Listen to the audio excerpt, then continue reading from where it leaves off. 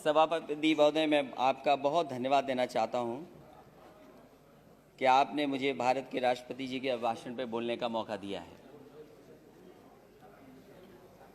मुझसे पहले इस देश के बहुत ही सीनियर नेता और जम्मू कश्मीर के कई बार मुख्यमंत्री रहे, उन्होंने बहुत ही भावनात्मक बातें कहीं और इतनी इमोशनल बातें कही उन्होंने। वो हमारे भारत की पहचान है। हमारे भारत की यही पहचान है कि हम गंगा जमुनी तहजीब के साथ मिलकर के रहते हैं। हमारी जो तहजीब है वो मिली जुली तहजीब है। हम सदियों से एक साथ रहे हैं मिलकर के। ये हमारे भारत की पहचान है। और अगर इससे किसी को खतरा पैदा होता है या इसको कोई तोड़ने का काम करता है, वो राजनीतिक लाभ लेने के लिए तोड़ने का काम करता है। सभापति महोदय, जब मैं खड़ा होता हूं तो कोई न कोई शेर जरूर पढ़ता है, 2 लाइनें जरूर पढ़ता है। पिछली बार भी जब मैं खड़ा हुआ तब भी 2 लाइनें किसी ने पढ़ी, सामान्य सदस्य ने। सभापति महोदय, आज भी मैं खड़ा हो रहा था, उससे पहले 2 लाइनें बोली गईं। मैं उन 2 लाइनों के आगे अपनी 2 लाइनें जोड़ देता हूं, और वही देश की राजनीति है। वही रास्ता जो आज सत्ता में लोग हैं उन्होंने अपनाया हुआ है। मैं उनके साथ अपनी 2 लाइनें जोड़ता हूं कि जब तक पिछला कर्तव्य लोग समझ पाए, जब तक पिछला कर्तव्य लोग समझ पाए, एक तमाशा और खड़ा कर देता हूं।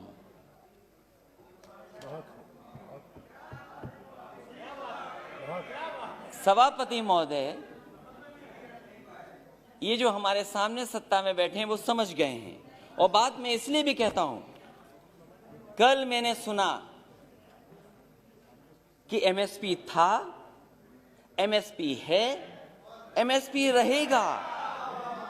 ये केवल भाषण में है, जमीन पर नहीं है, किसान को नहीं मिल रहा। और अगर किसान को मिल रहा होता सभापति महोदय, तो दिल्ली घेर करके किसान ऐसे नहीं बैठता। और ये जो किसान बैठे हैं, मैं उनको बधाई देता हूं। इन किसानों ने न केवल 2, 3, 4 स्टेट बल्कि पूरे देश के किसानों को जगाने का काम किया। मैं जिस प्रदेश से आता हूं सभापति महोदय, मैं इनसे जानना चाहता हूं कि उस प्रदेश की जनता ने 2 बार इनकी सरकार बनवाई है। 2014 में भी समर्थन मिला जनता का, 2019 में भी समर्थन मिला। मैं इनसे जानना चाहता हूं कि राष्ट्रपति अभिभाषण बोल रहे हैं, क्या जिस डिस्ट्रिक्ट से महामहिम राष्ट्रपति जी आते हैं, क्या उस डिस्ट्रिक्ट में एमएसपी किसानों को मिला है धान का कि नहीं मिला है? और जो लोग जो ये कह रहे हैं कि एमएसपी था, एमएसपी है, एमएसपी रहेगा, मैं उनसे जानना चाहता हूं, माननीय सदस्यों से पूछना चाहता हूं कि बताएं, जहां से वो चुन करके आते हैं, उस जिले में किसानों को धान का एमएसपी मिला है कि नहीं मिला है? इनके बोलने से मिल गया, लेकिन मुझे खुशी है सभापति महोदय, ये जो बोल रहे हैं, ये जो बोल रहे हैं, ये देश सुन रहा है, किसान देख रहा है। जहां के राष्ट्रपति महोदय हैं, उसके बगल का क्षेत्र हमारा है। न एमएसपी धान का मिला, न एमएसपी मक्के का मिला। और मैं तो कहता हूं माननीय सदस्यों से, आप तो सपना ये देख रहे हो, न जाने कितने साल सरकार में रहोगे, कितना बड़ा सपना देख रहे हो आप। और क्या आप जिनके नेतृत्व में चुनाव लड़ रहे हैं उनको सत्य नहीं बताना चाहते? आप अपने क्षेत्र में जाओ, क्या आपको एमएसपी दिला पाए हो किसी किसान को? तो बताओ हमें आप। और जहां तक केवल राष्ट्रपति महोदय, प्रधानमंत्री, वही नहीं, देश के डिफेंस मिनिस्टर भी वहीं से आते हैं। बताओ, क्या मिला एमएसपी धान का? उसके बाद केवल यही नहीं है, न जाने कितने गवर्नर उत्तर प्रदेश से बनकर के दूसरे प्रदेश में बैठे हैं। क्या वो गवर्नर साहब अपने गांव में जाकर के नहीं पूछते, जिले में नहीं जानकारी करते? कि एमएसपी मिल रहा है कि नहीं मिल रहा है उनको धान को। और मैं सभापति महोदय आपसे कहना चाहता हूं, ये भारतीय जनता पार्टी का नारा था कि हम किसानों की आय दोगुनी कर देंगे, और राष्ट्रपति महोदय के भाषण में भी लिखा है कि मेरी सरकार आज न सिर्फ एमएसपी पर रिकॉर्ड मात्रा में खरीद कर रही है, बल्कि खरीद केंद्रों की संख्या भी बढ़ा रही है। कहां खरीद केंद्र बने थे उत्तर प्रदेश में? मुझे खुशी है सरकार इन प्रयासों को, हमारे किसान अपने परिश्रम से और बढ़ा रहे हैं। और खाद्यान्न रिकॉर्ड, जहां पर से राष्ट्रपति आते हो, प्रधानमंत्री आते हो, डिफेंस मिनिस्टर आते हो, गवर्नर आते हो, सरकार बनवाई हो, उस प्रदेश में एमएसपी नहीं मिल रही। और क्या व्यवहार रहा है आपके, क्या व्यवहार रहा किसान, क्या व्यवहार है आपका, क्या व्यवहार रहा किसानों का? अब भारत के इतिहास में अवसर आएगा तब बताइएगा, भारत के इतिहास बताइएगा प्लीज, तब बताइएगा। भारत के इतिहास में ऐसा व्यवहार किसानों के साथ कभी नहीं हुआ हुआ सभापति महोदय। क्या क्या नहीं कहा गया किसान लोगों को, क्या नहीं कहा गया, अपमानित किया गया, और वो दिल्ली आकर के अपनी बात ना कर दें। प्लीज माननीय मंत्री जी कुछ कहना चाहते हैं जी। सर, मुझे एक बहुत विनम्र आग्रह करना है आपके विचारार्थ। राष्ट्रपति जी के अभिभाषण पर धन्यवाद का एक चर्चा चल रही है सर। राष्ट्रपति जी की एक परंपरा होती है, प्रधानमंत्री गवर्नर सबके लिए कह रहे हैं, लेकिन राष्ट्रपति जी के जिले में एमएसपी मिला कि नहीं मिला, ये एक बार आप परंपरा को देख लें। इस तरह का संदर्भ मेरे 20 साल के संसदीय अनुभव में नहीं होता है। जी जी, वो भी मुख्यमंत्री रहे, आपने इंगित किया है, देख लेंगे। नहीं, मैं सभापति महोदय, अगर मंत्री जी ने ये बात, राष्ट्रपति का संदर्भ नहीं ले सकते हैं। सभापति महोदय, अगर ये सभापति महोदय अगर ये कोई संदर्भ में नहीं आए, लेकिन कम से कम हम जाने तो सही। ओके ओके, देख लेंगे, ओके ओके, देख लेंगे लिखा है। और please continue sir, that's all I have to से।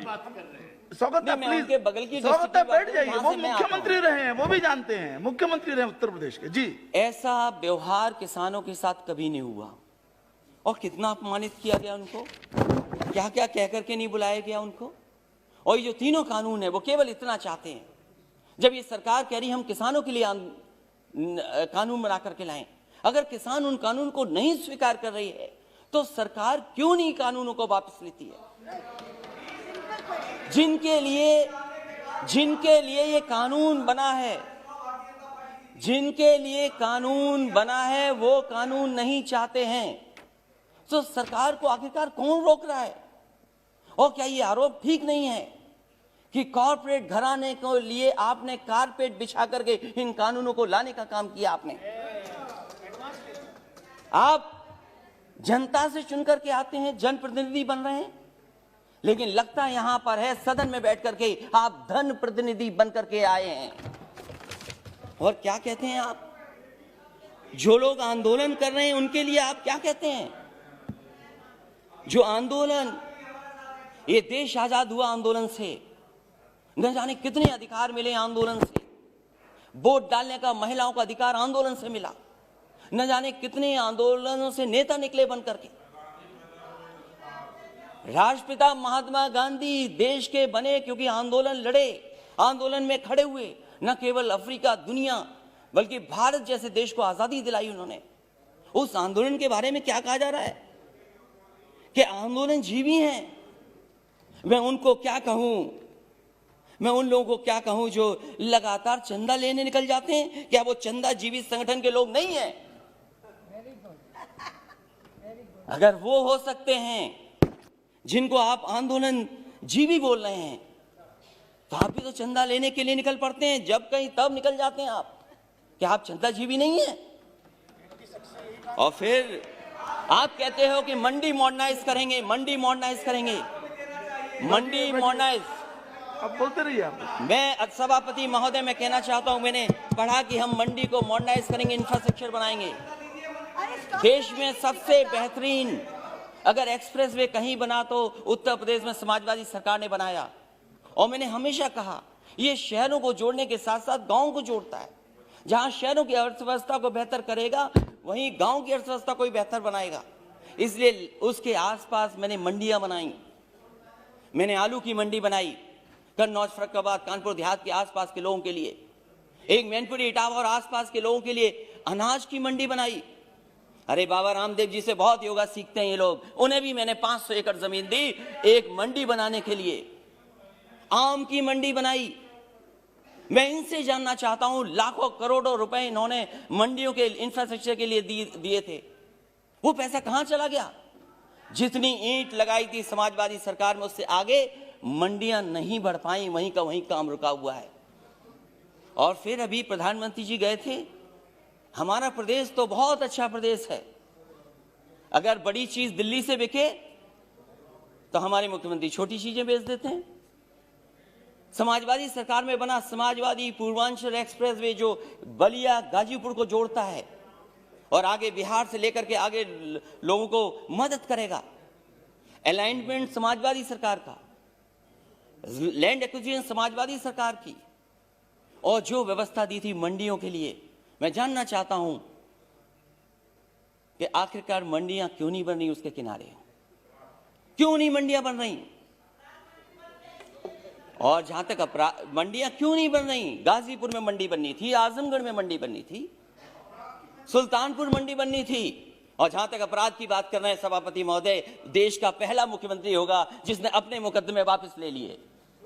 मुझे बताए कोई मुख्यमंत्री जिसने वापस लिए हो मुकदमे अपने। और फिर अपराध की बात कर रहे हो, ठोको नीति चल रही है, जिसको चाहो उसको ठोक दो। और कानून व्यवस्था की बात करोगे, महिलाओं की बात करोगे, मेरी माता जी बैठी हैं, महिलाओं पे बहुत चिंतित रहती हो। जाओ क्या हालत है उत्तर प्रदेश में माताओं बहनों की, और अपने आंकड़े निकाल करके देखो क्या आंकड़े हैं। सबसे ज्यादा अपराध अगर कहीं हुआ है तो महिलाओं के साथ अपराध उत्तर प्रदेश में हो रहा है। तो इसलिए सभापति महोदय मैं कहना चाहता हूं, राष्ट्रपति जी के अभिभाषण पर बोलिए ना। सभापति महोदय, दूध की भी बात हुई, दूध की बात हुई, बैठिए। कुछ सभापति महोदय, दूध की भी बात हुई, प्लीज बैठ जाइए। मैं इनसे जानना चाहता हूं, उत्तर प्रदेश सरकार ने जब समाजवादी सरकार थी तो गुजरात का अमूल प्लांट वहां लगाए, 5-5 लाख लीटर के 2 प्रोक्योरमेंट के प्लांट लगे। मदर डेयरी का प्लांट लगा, प्रोक्योरमेंट बढ़ा, प्रोडक्शन बढ़ा। 4 साल गुजर गए, एक नया प्लांट मिल का नहीं लग पाया। और दुख तो तब होता है जब लखनऊ के प्लांट में, अमूल में, वहां के लोगों का दूध नहीं प्रोक्योर हो रहा, गुजरात से आकर के प्रोक्योर हो रहा है दूध। वहां पर सरकार बनाए उत्तर प्रदेश, लाभ किसको मिले? इसलिए सभापति महोदय, समय मेरे पास आपने कम दिया, मैं धन्यवाद देता हूं, लेकिन मेरी यही गुजारिश है कि जहां किसान की जान चली गई है, मैं श्रद्धांजलि देता हूं, उनके परिवार के लोगों को नौकरी मिले। ये ऐसा दुर्भाग्य है जहां किसान अन्नदाता हमारा बैठा और सरकार नहीं सुन रही। और अहंकार तो बड़े बड़ों का नहीं बचा। ये वो किसान हैं जो कीले उखाड़ देते हैं, पेड़ उखाड़ देते हैं, बंजर जमीन को ठीक कर देते हैं। और समय आएगा सभापति महोदय, इस सरकार पे भी पटेला चलेगा। बहुत बहुत धन्यवाद। श्री दिलीप सैकिया जी।